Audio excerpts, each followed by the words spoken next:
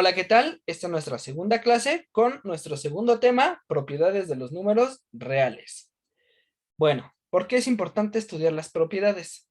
Porque durante la primaria, secundaria e incluso la prepa, nosotros siempre hemos hecho millones de operaciones con números reales, pero sin saber que esas operaciones deben cumplir ciertas propiedades. Entonces, ¿cuáles son esas propiedades? Pues son las que vamos a enunciar a continuación. Pero antes de eso, vamos a tener lo siguiente. Sean A, B y C, que pertenecen a los reales, se cumplen las siguientes propiedades. Entonces, aquí lo que me está diciendo es que A, y B y C pueden tomar un valor. ¿Qué valor? Pues un número real. ¿Cuál exactamente? Pues puede ser cualquiera, con la característica de que siempre va a ser real. Entonces, la primera propiedad la llamamos cerradura. ¿Qué es lo que nos dice esta propiedad de cerradura? Que si yo tengo un número real y le sumo otro número real, su resultado forzosamente tiene que ser un número real. Por ejemplo, si yo tengo el 7 y le sumo el 8, forzosamente su resultado es un número real. Y efectivamente, pues 15 es un número real. Entonces, debemos darnos cuenta que las propiedades son para la adición y para la multiplicación. Entonces, la cerradura para la multiplicación, lo que me dice es que si yo tengo un número real y lo multiplico por otro número real, su resultado también tiene que ser un número real. Entonces, tengo el 7, lo multiplico por 4, pues su resultado ya sé que va a ser un número real. Y efectivamente, 28 es un número real.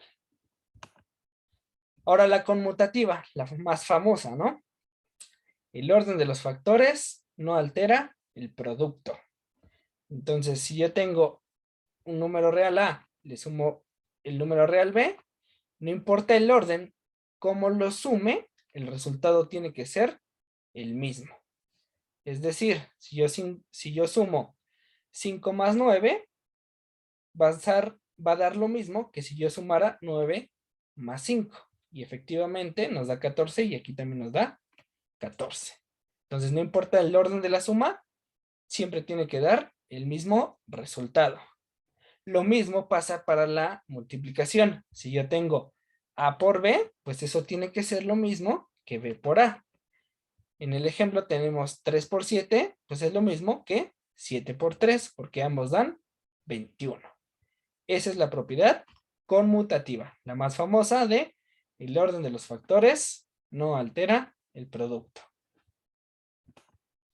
Ahora tenemos la asociativa. ¿Qué es lo que me dice la asociativa? Si yo tengo tres números reales, para la adición, no importa cómo yo los asocie, su resultado tiene que ser el mismo.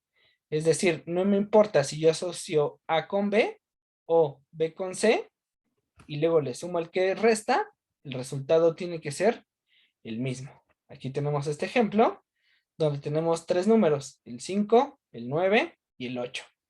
Entonces no importa si yo asocio el 5 más 9 y luego lo sumo con 8, a que si yo asocio el 9 con el 8 y luego le asocio la suma con el 5. Aquí podemos ver que 5 más 9 pues es 14. Y 14 más 8 es 22. Y aquí podemos ver que 9 más 8 es 17. Y si a 17 le sumo 5, eso también nos va a dar 22. Entonces, no importa cómo yo asocie los números, el resultado tiene que ser el mismo.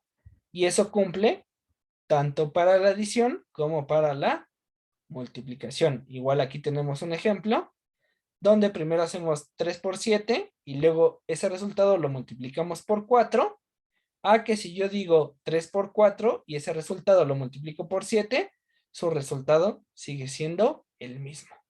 Eso es lo que nos dice la asociativa. Ahora, para la distributiva, va a ser lo mismo que tanto para la adición como para la multiplicación. Y aquí la distributiva nos dice que si a la suma de dos reales lo multiplico por otro real, no importa si yo hago la multiplicación del primer número real con el segundo y le sumo el primer número real con la multiplicación de el tercer número real. No importa cómo yo distribuya los números, el resultado tiene que ser el mismo. Por ejemplo, no importa si yo hago 6 más 8 y luego lo multiplico por 3, a que si yo digo primero 3 por 6 y le sumo 3 por 8, su resultado tiene que ser el mismo. Esa es la distributiva. Ahora el elemento neutro. Aquí lo que nos dice es que si yo tengo un número A o un real A y le sumo un real B, el resultado me va a dar el real A. Entonces, ¿qué número real tendría que ser B? De tal suerte que al sumarlo con A, me siga dando el mismo A. Y a ese número lo vamos a llamar neutro aditivo. Entonces, piénsalo tantito y vamos con la multiplicación. Lo que nos dice aquí es que si yo tengo un real A y lo multiplico por un real B, al hacer esa multiplicación me sigue dando el mismo real A. Entonces, ¿quién tendría que ser B? De tal suerte que al multiplicarlo con A, me siga dando el mismo A. Bueno, yo voy a continuar, pero ustedes lo podrían poner pausa y verificar quién sería B, tanto en el neutro aditivo como en el neutro multiplicativo. Y efectivamente, para el neutro aditivo, tenemos que el neutro aditivo es el 0 y tenemos el ejemplo de que 3.463 más 0, pues me sigue dando 3.463. Entonces el neutro aditivo es 0. Ahora, para el producto, pues sí, B tiene que ser 1. Entonces el neutro multiplicativo es el 1 para cualquier número real. Y aquí tenemos el ejemplo que 35 por 1, pues me va a dar 35. Esa es la propiedad del neutro. Ahora, el inverso. ¿Qué es lo que me dice el inverso? Pues tengo un número real A y yo le sumo un número real B y eso me va a dar 0. Entonces, ¿quién tendría que ser B? De tal suerte que al sumarlo con A me dé 0. Eso es para el inverso aditivo. Y ahora, para el inverso multiplicativo, lo que me dice es que tengo un número real A y lo multiplico por el número real B. ¿Quién tendría que ser B? De tal suerte que al multiplicarlo por A, me siga dando A. Piénselo tantito.